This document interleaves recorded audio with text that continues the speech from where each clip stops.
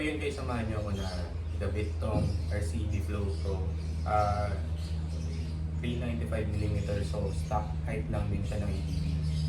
Kasi nakakaramdam na tayo ng bottom out ng stock shock natin after natin mag-Ilocos. So, ramdam ko na medyo maangat na yung harapan. Parang masyado na siyang madaling lumiko.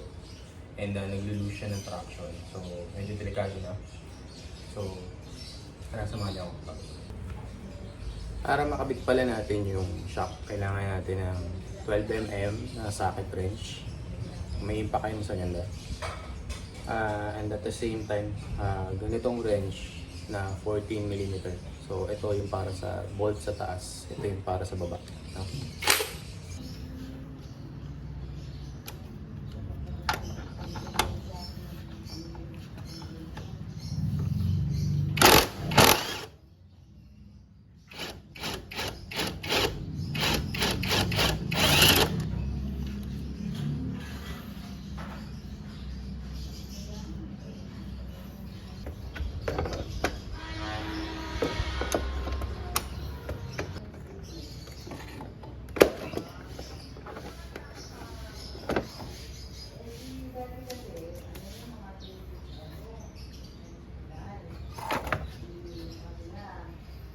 So, quick comparison lang guys. So, ito silang dalawa pag pinagtabi. So, as you can see, same lang sila ng height. So, 395mm yan. Mapapansin yung pinaka-difference is yung sa spring. Ito kasi magkakalapit yung spring niya, parang compressed na siya. So, basically ito na lang yung nagpe-play. Whereas dito, lahat may awang pa siya. Pero na lang kung isasagad mo to, yung preload niya. So, I'm assuming baka mas maganda nga naman yung play na ito. And napansin ko, mas malaki yung reserve ng ano niya, nung coil, yung para sa ano, yung tank niya. Ayan, so as you can see. No? So, mamaya pagkakabit natin, itotono natin to. So, tara.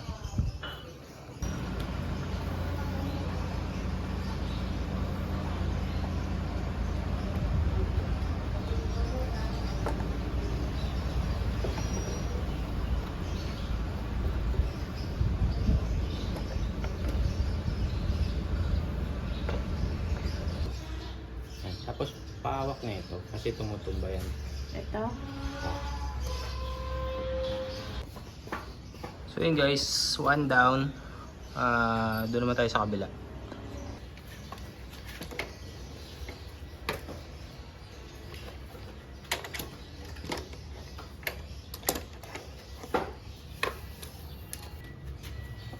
Ayun, so hindi abot o hindi kasya yung ano dito. Hindi kasya dito yung sa impact drive, so or impact wrench kasi nakaharang to. So siguro kung ano yan,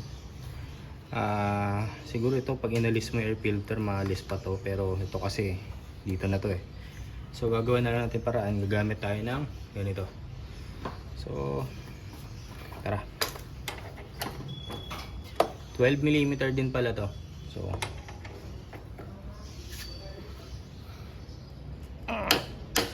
yan.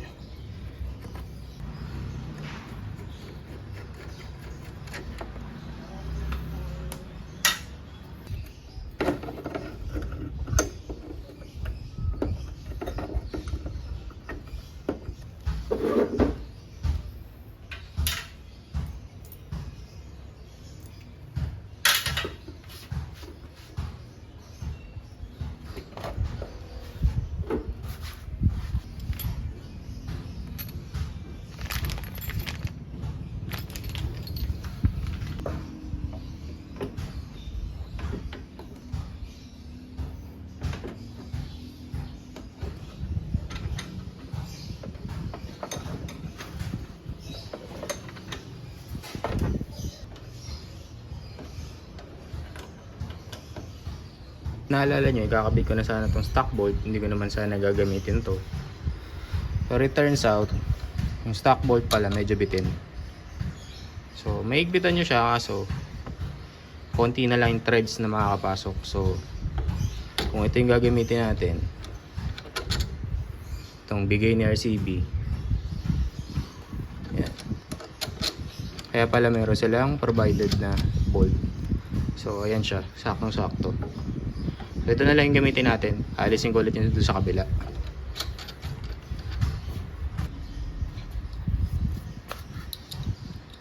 So yun guys, pag kinabit nyo na tong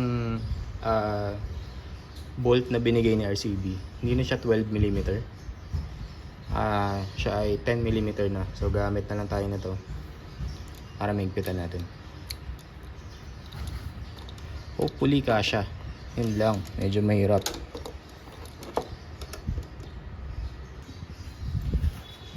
Subukan ko na lang alisin yung rubber dito sa sa air filter. Tingnan natin kung kakasya yung ganito. Yun, kasya.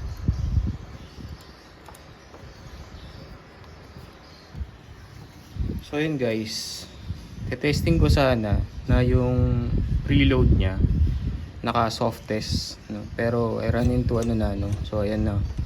So ito na yung pinakamaluwag na pwede.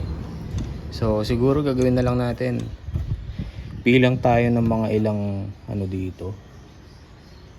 So ilang threads ba to, kung ano yung maramdaman ko na dun ko na lang siguro siya ihinto. Yan, pag medyo siguro konti pa, basta walang alog to. Ilang threads to? 1, 2, 3, 4, 5 threads to. Siguro ito yung parang ito yung softest. So try ko muna dyan, i-5 threads muna natin siya, i-lock lang natin. Tapos yung compression tsaka rebound, yung pinaka lang muna, pinaka mababa. So pati yung rebound, dito sa rebound nakikita nyo pag pakaliwa, pag paganon, so that's the softest. Ito yung hard, no? So napapansin ko mas nauna lumubog to. Dapat kasi medyo sabay. So unahin natin yung preload. So magdadagdag ako ng preload.